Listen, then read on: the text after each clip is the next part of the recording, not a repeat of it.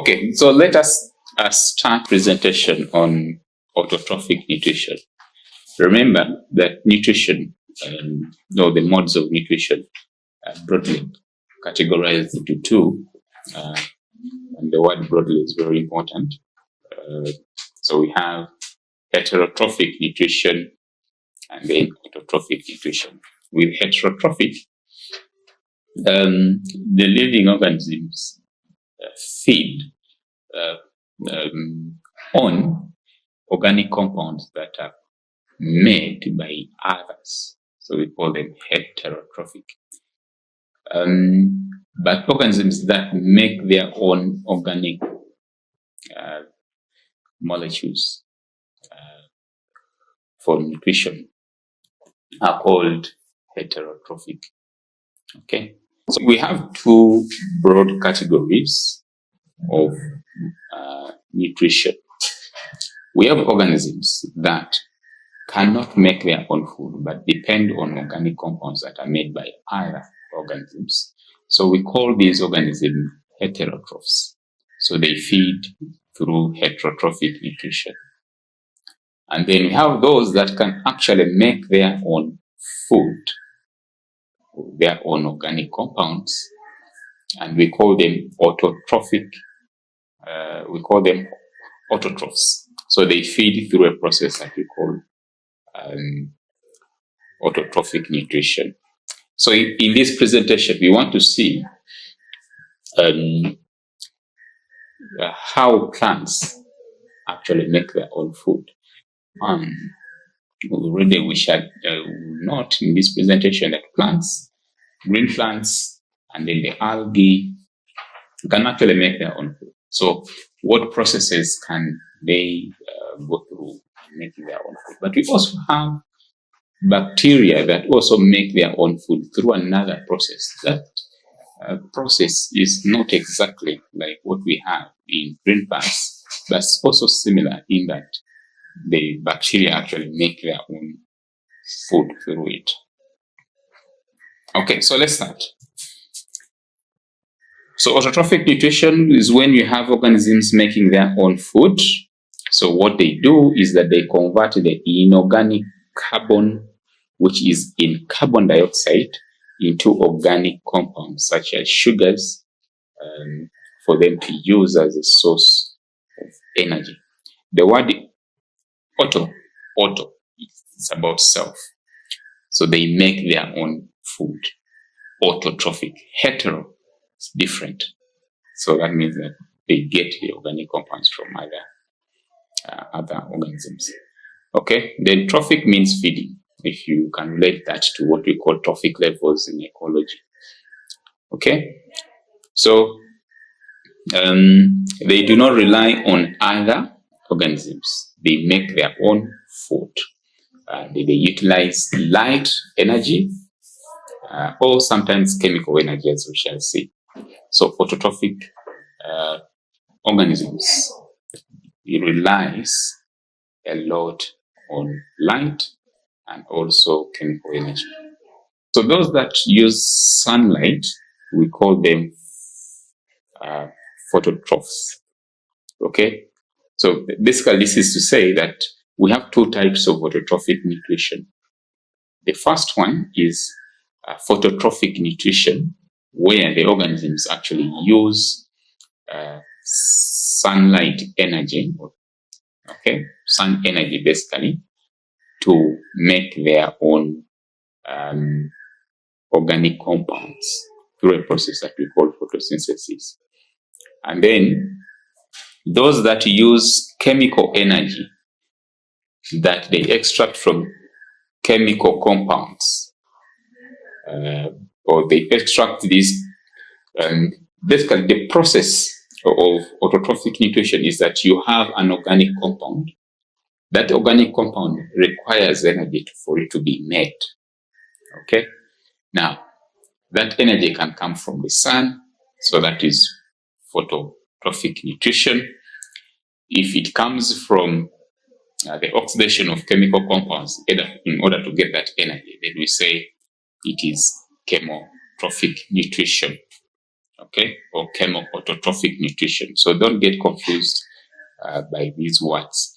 Or sometimes we can call it chemosynthesis. Okay, so the plants or organisms that use sunlight energy include the green plants. We all know this, the algae, and then the cyanobacteria, including the purple sulfur bacteria. Those that rely on energy that they get from oxidation of chemicals include Nitrosomonas, Nitrobacter, and then Thiobacillus bacteria. Okay? So that chemosynthesis, which we have said, is a process by which you have inorganic compounds being oxidized to release energy to drive the synthesis of organic compounds, is what we call chemosynthesis. Organisms that carry out chemosynthesis are actually very important in the ecosystems because they can continue to synthesize the organic compounds, which are very important in an ecosystem because you have other organisms that actually feed on them. That means that even when you don't have sufficient light, they will actually still continue to make these organic compounds. And of course, as a result, you have oxygen also being produced. And this is one of the key components of the ecosystem. In the process of oxidizing these organic compounds, in order to get that energy to drive the synthesis of organic compounds,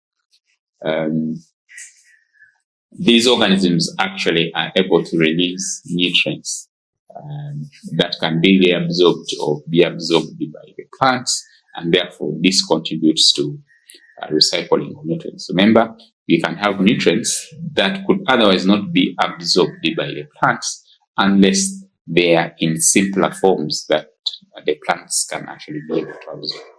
And that means that absorption of sulfates, absorption of nitrates could only happen if we have these compounds being broken down or during oxidation process to release energy for this chemosynthesis to happen. So they play an important role in nutrient recycling. Okay, so we have examples of different compounds that can be oxidized by different organisms. So Nitrosomonas, Nitrococcus, they oxidize ammonium, and then you get nitrates, and this happens in the soil. Nitrobacter act on nitrite, and then you get nitrate, and this also happens in the soil. We have Thiobacillus acting on hydrogen sulfide. You get sulfate, especially in dead decaying matter, and then Ferrobacillus. Ferro means iron, so iron bacteria acts on iron, oxidizes iron 2 ions to iron 3 ions, and this happens in springs, okay, water springs, okay, that are flowing over rocks. And then we have Hydrogenomonas acting on hydrogen, giving water as one of the products, and this happens in soil. Okay, so like we said, these chemosynthetic organisms are very important in nutrient cycling, and already you know what the nitrogen cycle is, and how Nitrosomonas and Nitrobacter are very important in contributing to nutrification, making sure that we have available nutrients for the nitrates for the plants to be able to use. Thiobacillus is also very important in breaking down sulfur compounds into sulfates that are also very important for plants. So then, of course, the mechanisms, here are the equations, how these compounds are converted. You have oxidation of ammonia, have oxidation of nitrite, and then oxidation of hydrogen sulfide. just like what we explained on. For all these oxidation processes, you have energy that is being released, and that is what we are focused on. And it is this energy that will drive the synthesis of the organic compounds that we are interested in. So this energy is now used to synthesize the organic compounds. And these organic compounds are the ones that are used in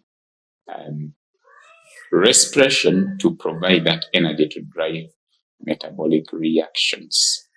Okay, so that's what we have there.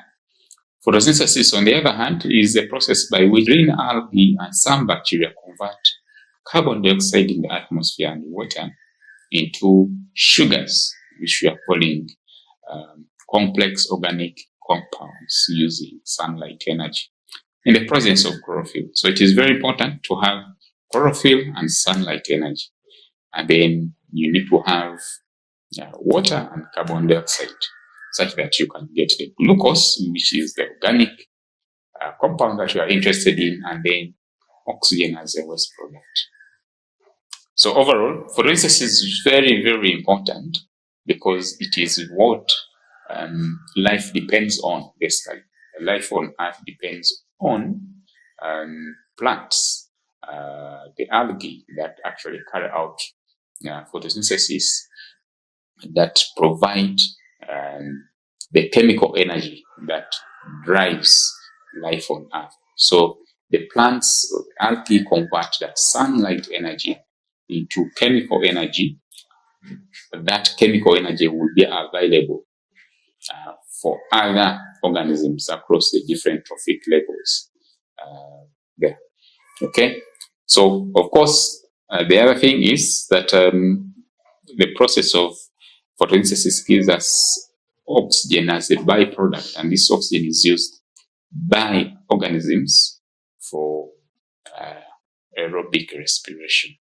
Okay, and then the other thing is that plants act as a carbon sink. The meaning of this is that you have these plants absorbing the carbon dioxide from the atmosphere and using it for photosynthesis. And this helps reducing the amount of carbon dioxide. Remember, carbon dioxide is a greenhouse gas. That means it can contribute, it actually contributes to greenhouse effect.